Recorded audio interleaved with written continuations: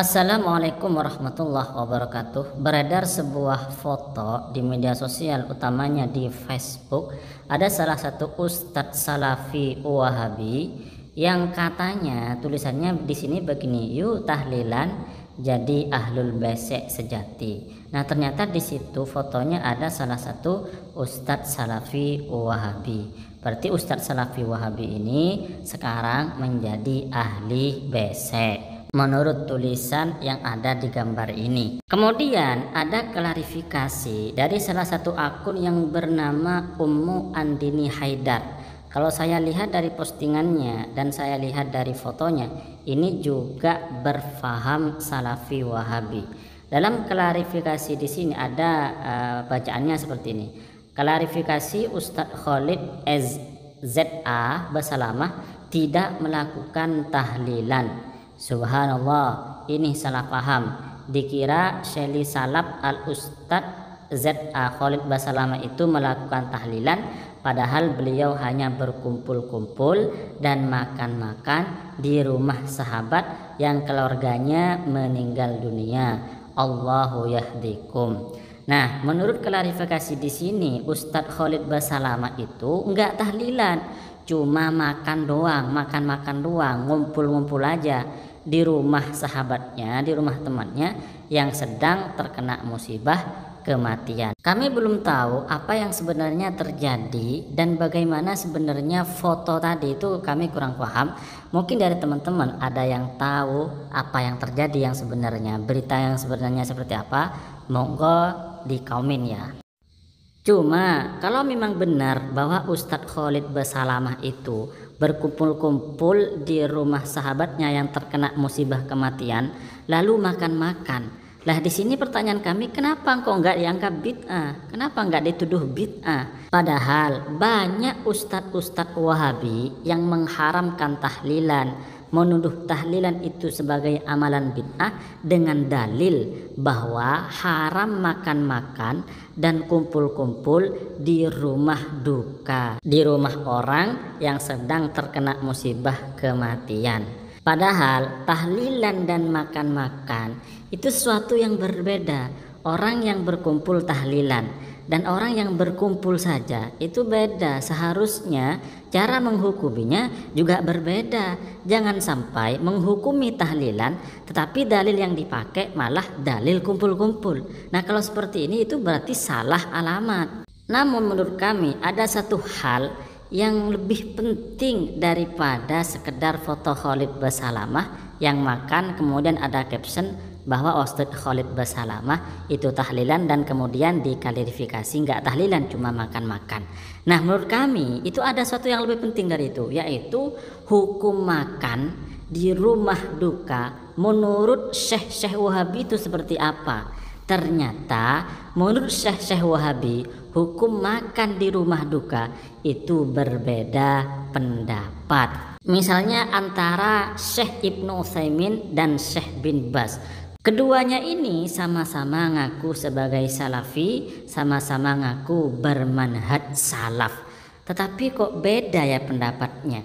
Lalu siapa yang benar-benar salafi nih kalau seperti ini? Menurut Syekh Utsaimin, makan-makan di rumah duka itu nggak boleh, bid'ah. Sedangkan menurut bin Baz, minum kopi, minum teh di rumah duka yang disuguhkan oleh keluarga yang berduka itu boleh-boleh saja. Baik, kita lanjutkan seperti apa pendapat mereka tentang hukum makan-makan di rumah duka.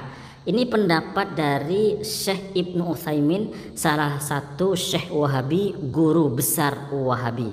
Beliau menulis dalam kitab Fatawa Arkanil Islam, Inna jtima'a ahlil mayyit, bahwa sungguhnya berkumpulnya ahli mayit, keluarga mayit, listiqbalil mu'izzin, untuk menemui orang-orang yang sedang bertakziah, huwa aidan minal umuril lati lam takun ma'rufatan fi ahdin Nabi sallallahu alaihi wasallam, Hal itu juga termasuk sesuatu yang tidak dikenal atau tidak ada di masa Nabi Muhammad SAW.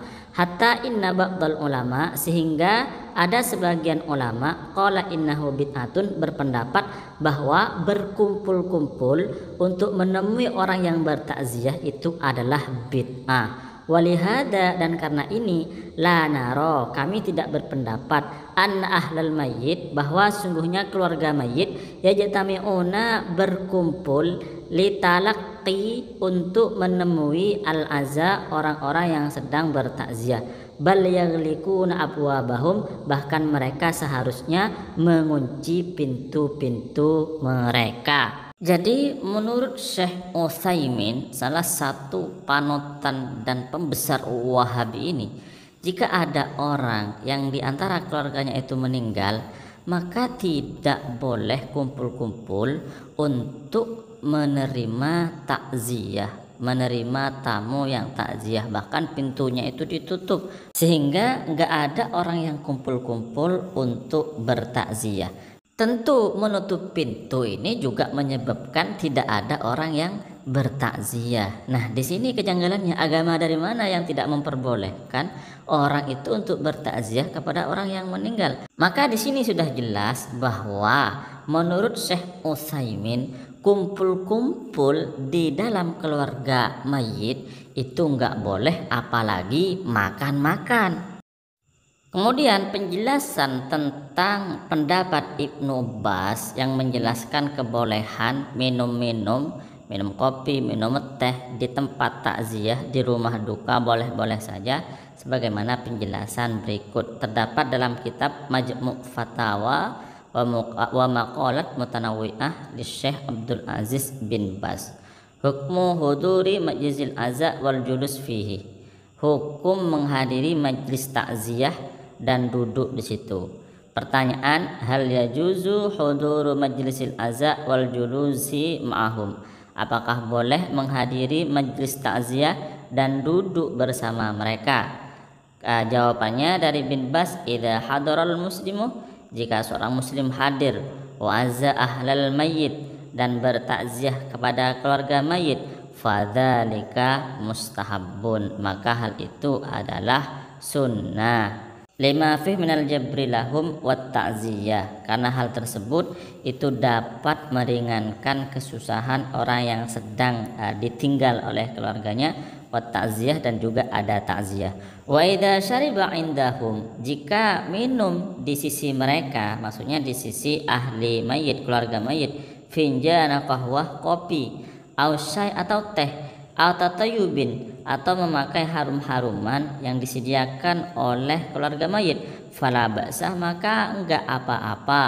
Ka'adatin nasi, seperti kebiasaan orang-orang, ma'azuwarihim, ketika ada orang yang berkunjung kepada mereka. Dari penjelasan Syekh bin Baz ini sudah jelas bahwa menurut bin Baz, kumpul-kumpul di keluarga yang berduka dan kemudian minum kopinya, minum tehnya, itu boleh-boleh saja, sebagaimana kebiasaan orang-orang ketika ada yang berkunjung kepada mereka itu disuguhi teh, disuguhi kopi, diminum tidak masalah di rumah orang yang sedang berduka. Nah, kebiasaan di warga NU itu sedikit berbeda dengan kebiasaan Arab sebagaimana dijelaskan bin Baz. Kalau di Arab itu cuma bertakziah, minum kopi atau minum teh. Kalau di NU, masyarakat NU terutama di pedesaan, itu yang pertama mereka melakukan takziah. Jika ada tetangganya yang meninggal, maka mereka berbondong-bondong mendatangi. Kemudian di rumah orang yang berduka itu mereka berkumpul-kumpul dengan orang yang bertakziah dari mana-mana itu. Kemudian mereka mengadakan kirim pahala dan mendoakan orang yang sudah meninggal, atau yang bisa disebut dengan tahlilan. Sedangkan ada juga dari ibu-ibu itu yang datang bertakziah membawa beras. Ada juga yang tetangga itu datang, ibu-ibu datang membantu masak. Lalu keluarga si mayit itu bersedekah dengan memberi makanan kepada orang yang bertakziah. Sebenarnya ini sama saja dengan kebiasaan orang Arab yang dijelaskan oleh Bin Bas. Tetapi kalau orang Arab itu kopi dan teh. Kalau di Indonesia, utamanya di masyarakat NU, itu ada tambahannya makanan. Dan makanan ini nggak maksa harus bagus, harus enak, enggak, seadanya. Nanti setelah 7 harian, keluarga si mayit ini memiliki banyak beras. Kenapa? Karena para tetangga yang jauh ataupun yang dekat itu banyak sekali dari mereka itu yang datang dengan membawa beras, dan itu sudah menjadi kebiasaan masyarakat. Itulah perbedaan pendapat antara Ibnu Utsaimin dan Ibnu Bas, sama-sama ulama Wahabi. Mudah-mudahan kita tetap rukun dan saling bertoleransi. Wassalamualaikum warahmatullahi wabarakatuh.